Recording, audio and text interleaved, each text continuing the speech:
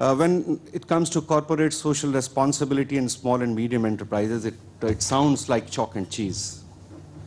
But if we scratch the surface and we understand the context that we have today, we realize that how integrated these two things are in order to be competitive and grow. The first fact, a couple of facts that I would like to place before you quickly. The fact one is that globalization has emerged as one of the most important phenomena of our times that we see today. With LPG, the liberalization, privatization, globalization phenomena, in India's economy had increasingly got integrated with the global economy. Another fact that has emerged out of this context is that competitive advantage is now determined by several non-price factors, such as quality, health and safety, social equity in employment and production, and ecological compatibility of products and processes, which is away from what we had in India prior to 1990s, where price was the deciding factor.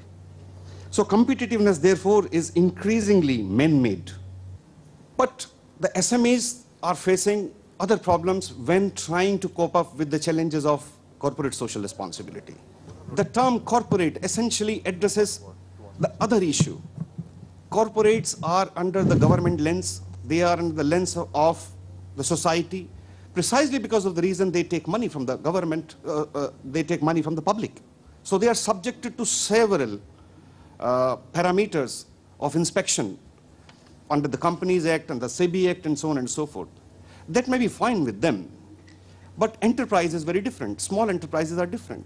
It would be much better if we use the term enterprise social responsibility, both inward and outward, inward towards its labor, the kind of environment, and outward to the society.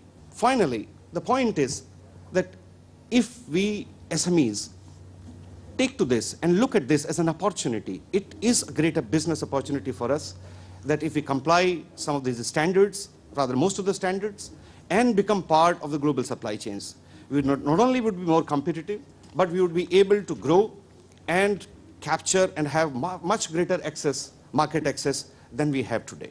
Thank you so much. We as individuals or as corporations seek to be significant or to make an impact on the society in which we live.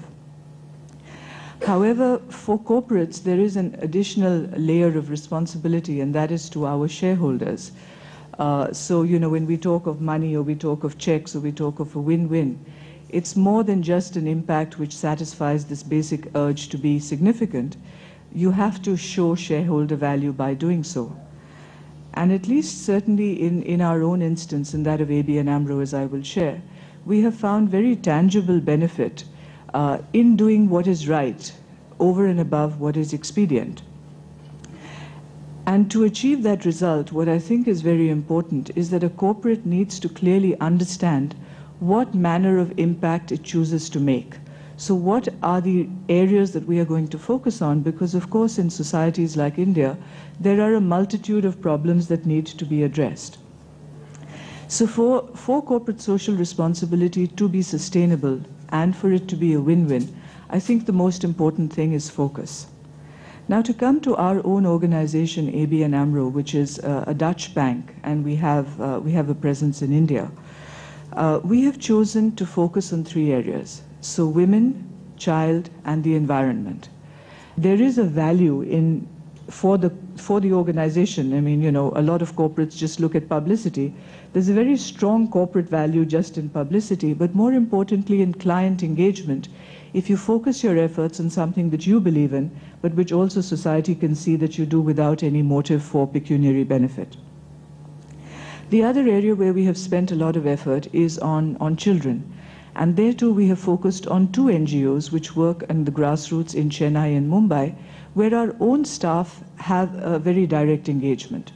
So one of them is the St. Louis School for the Blind and the Deaf in Chennai, and the other is an organization called Support, which works with HIV positive and children who are drug addicted, and to get them off the streets and to educate them.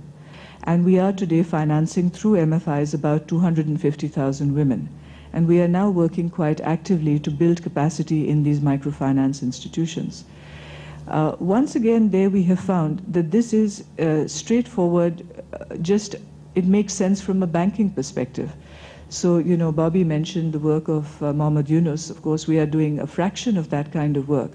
But we are finding that there is at the bottom of the pyramid real tangible value not only for the women we are financing, but for the bank as itself. This is viable, and we have broken even in the first year of its offering. So I really believe that there is a win-win possible, but there has to be a clear objective in terms of what we do, and our objectives are now fairly clear. We look at this from a point of view that the activity itself has to be sustainable. There has to be an element of our staff being involved and therefore engaged, and it has to be something that we can correlate with what our clients do and what the overall organization stands for. The corporate sector has to understand, and I find that this is such a logical thing. The point is, we cannot have corporate prosperity or productivity unless you develop the human resource in this country. And therefore, it is incumbent upon the corporate sector to do much more than it is doing today for the furtherance of education. By education, I mean public education.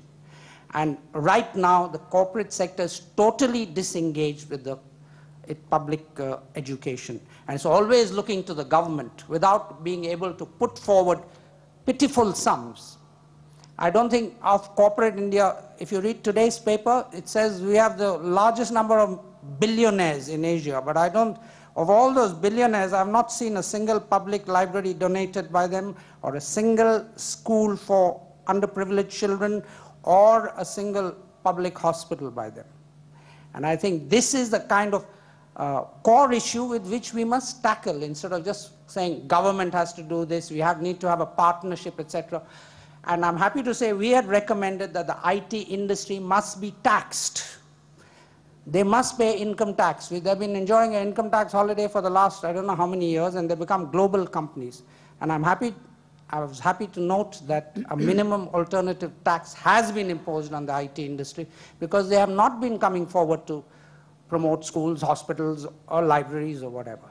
So I think corporate India can do much more for the cause of education, and it needs to do it in its own interest. Thank you very much.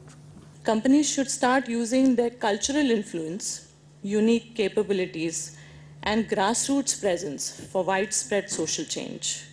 On the other hand, campaigners of social justice should look at business as an ally and not as an enemy or a perpetuator of, basically destruction. NGOs and corporates need to build a partnership for sustainable development. Business operates in a wider society, and communities consume business products. Now, one can't do without the other. If business has to exist in society, they have to look at the long term. They have to see that, for them to be sustainable, the communities in which they operate, the society, the environment in which they operate has to be sustainable. On the other hand, the consumers or the communities have to realize that you can't really do without business. So you have to coexist. And a win-win will happen only when business and community organizations really participate in economic growth. And this can be very rewarding. In fact, if you see from the corporate side, the corporate really earns a good reputation.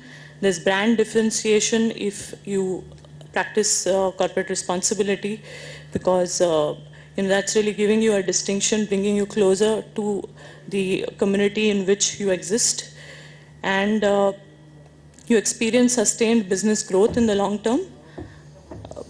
On the other hand, if you look at organizations, community-based organizations or NGOs who work with such corporations also benefit tremendously. You get project management inputs.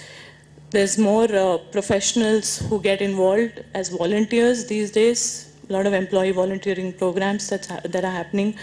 You get additional sources of funding, and also since the funder is eventually also expecting a certain amount of accountability and credibility from the NGO.